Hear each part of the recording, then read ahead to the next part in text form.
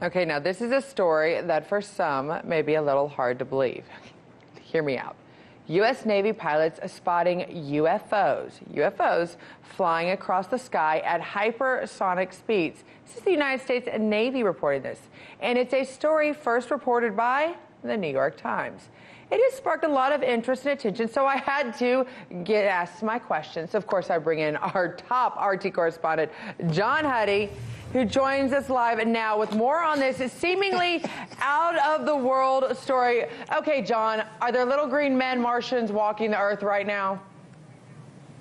No, I hope not. Okay, let me make it this to be a little bit... I hope not. Well, I hope so, too, but let me make it a little bit more professional. Is this really fact, or is this science fiction?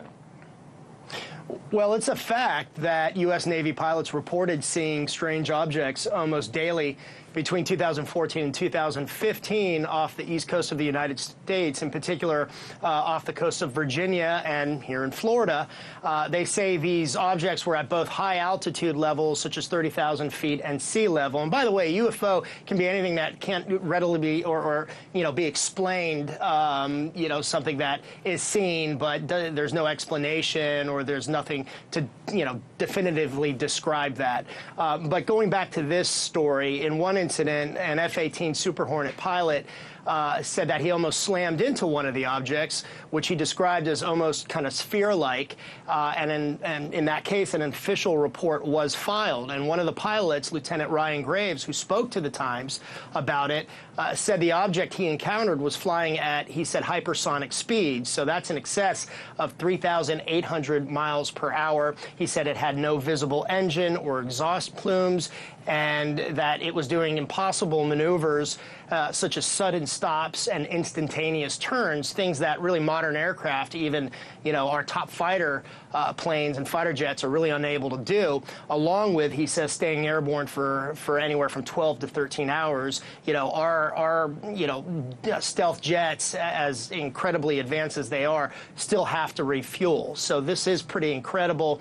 And Lieutenant Graves reportedly said he thought that maybe at first they could be, commercial drones or something of that nature, but, really at this point, it remains unclear. And the pilots, while excited in one of the videos from the Navy that was released, did not say the objects were extraterrestrial. But neither Lieutenant Graves nor the three other pilots, apparently interviewed by the Times, wanted to speculate about exactly what they saw, Scotty. Well, of course, no one wants to speculate about what they saw if they're a U.S. Navy man. That being said, are there any reasonable explanations for this other than those little green men just toying with U.S. Navy fighter jets?